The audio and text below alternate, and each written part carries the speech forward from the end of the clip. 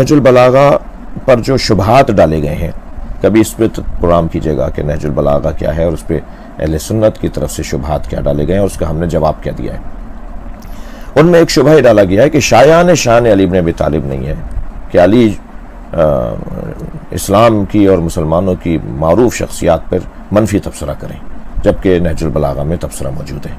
अली मौलाना अलैहिस्सलाम ने शख्सियात को कि जो कमज़ोरियाँ थीं, जो उनकी मुखालफत की है, खुतबों में मुखालफत की है, ख़तों में मुखालफत की है, तो ये बस गैर मोतबर हैं और ये अली तो कर ही नहीं सकते ऐसे। अली का तो किसी से कोई इख्तलाफ नहीं था, ये तो शीरो शकर थे, इनमें तो कोई किसी। तो मैंने उसका जवाब हमने दिया है और उस जवाब के ज़िम्न में इस शुबे की पहले तो क्योंकि मौला अली अलैहिस्सलाम का फरमान है नहजुल बलागा खुतबा नंबर 206 के अंदर कि अन्नी अकरहु लकुम अन तकूनु सब्बाबीन, मुझे तुम सब शतम करते हुए अच्छे नहीं लगते। तो ये एक तो कायदा है कि सब करना, शत्म करना, लान करना और तौहीन आमेज जुमले कहना ये अली को पसंद नहीं है। ये वही हुक्म है जो कुरान में ये गोया उसकी तफसीर है, ये एक कायदा है, मगर इसमें इस्तिस्ना है। इस्तिस्ना वही है जो मैंने अभी आपके सामने अर्ज़ किया। और फिर जो हमने इसमें जवाब दिया वो ये कि खुद कुरान मजीद में नबी के असहाब की 13 किस्में कुरान में बयान हुई हैं। कुरान ने 13 किस्में बयान की हैं असहाब रसूल की, जो मैंने अपने उन खिताबात में और फिर तक अस्साबिकून, नबी की बैत करने वाले लोग, नबी के साथ हिजरत करने वाले लोग, असहाब फतह, मुनाफिकीन, बीमार दिल अफराद जो नबी पर ईमान नहीं रखते थे, ये सब आयात हैं। मुज़ब्ज़बीन, तरद्दुद का शिकार रहने वाले लोग, वो लोग जो अच्छे और बुरे आमाल की तमीज़ नहीं कर पाते थे, इर्तिदाद के मुर्तकिब लोग, फासिकीन, वो मुसलमान जो बेईमान थे, मुअल्लिफ़तुल क़ुलूब, डरपोक लोग, ये कुरान ने नाम लिए हैं। ये उन्हीं सब लोगों के नाम है कि जो नबी के साथ थे। तुलका भी तो इनमें है जी। तुलका तो कुरानी ज़बान में नहीं है, लेकिन जो है वो मौलानी की ज़बान में जी शामिल कर सकते हैं उनको। मगर कुरान में ये तकरीबन 13 नाम है, क्योंकि बाज़ लोगों की ख्वाहिश होती है जो कुरान में दिखाइए सब, तो कुरान में सब बराबर की कोई आयत नहीं है, सब एक जैसे हैं, कोई आयत नहीं है। कुरान में तो 13 किस्में असहाब की बयान की हैं कि जो आयात हैं, तो उनको मैं इसलिए कुरान के। और फिर आप अहादीस में आए तो मौला अली अलैहिस्सलाम ने तो 3 किस्में की हैं असहाब की, मुहाजिरीन, अंसार और तुलका। तो हज़रत ने फरमाया कि ना तुम मुहाजिरीन में से हो, ना तुम अंसार में से हो, तुम तो तुलका में से हो, आज़ाद शुदगान हो, तुम्हें तो बख्शा था नबी ने, तुम्हें तो आज़ाद किया था नबी ने। और यही जुमला जनाब ज़ैनब ने दरबार शाम में यजीद से खिताब करते हुए फरमाया था कि अंतुम उसकुत यब्न तुलका, उसको खामोश करवाते हुए फरमाया था कि आज़ाद शुदगान की औलाद। तो हम अगर इस तरफ जाएं तो ये बात रोशन होनी चाहिए।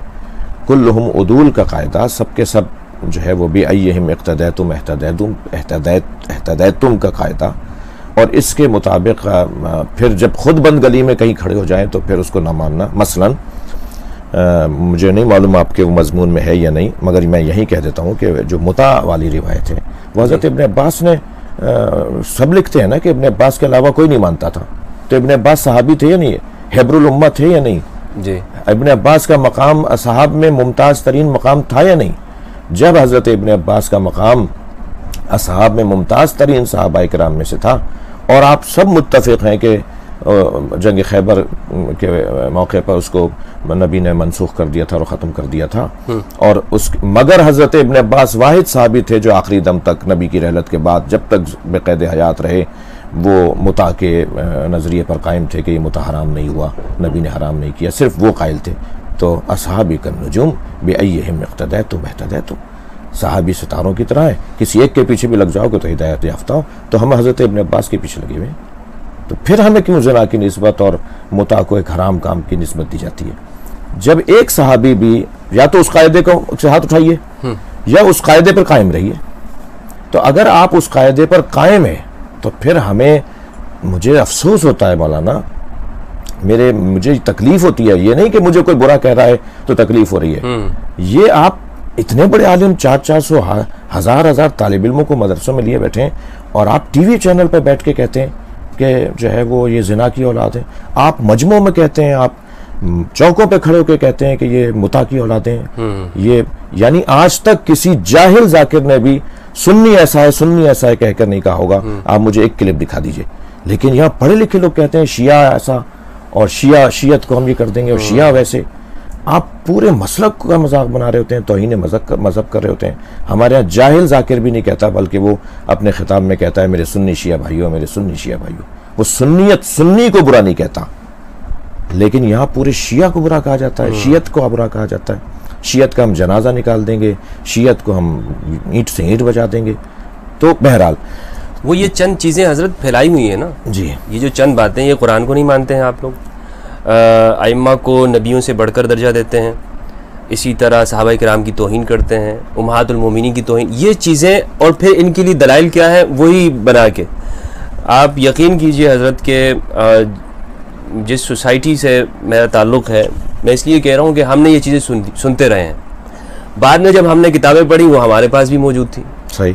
जब तहकीक की तो मालूम हुआ कि ये मुता वाली रिवायात तो हमारे पास भी, ये तहरीफ कुरान जो मंसूब की जाती है तो हमारी किताबों में, मुअत्ता इमाम मालिक के अंदर है, और नहीं बहुत सी किताबों में, लंबी लिस्ट है। मैं भी तो फिर अब इसीलिए मैं इन सवालों को उन लोगों के लिए रखना चाहता हूँ कि जो अब भी ये समझते हैं, जिस तरह मेरी गलतफहमियाँ दूर हो गई हैं, और मैं ये समझता हूँ कि अहले तशय्युअ मुसलमान हैं, जिस तरह हमारे इख्तिलाफात मौजूद हैं, और ख़त्म नहीं कर सकते सारे सुन्नी मिलके शियों को, बल्कि बढ़ते जा रहे हैं शिया। तो जब आप एक दूसरे को ख़त्म नहीं कर सकते तो बेहतर नहीं है समझ लें एक दूसरे को।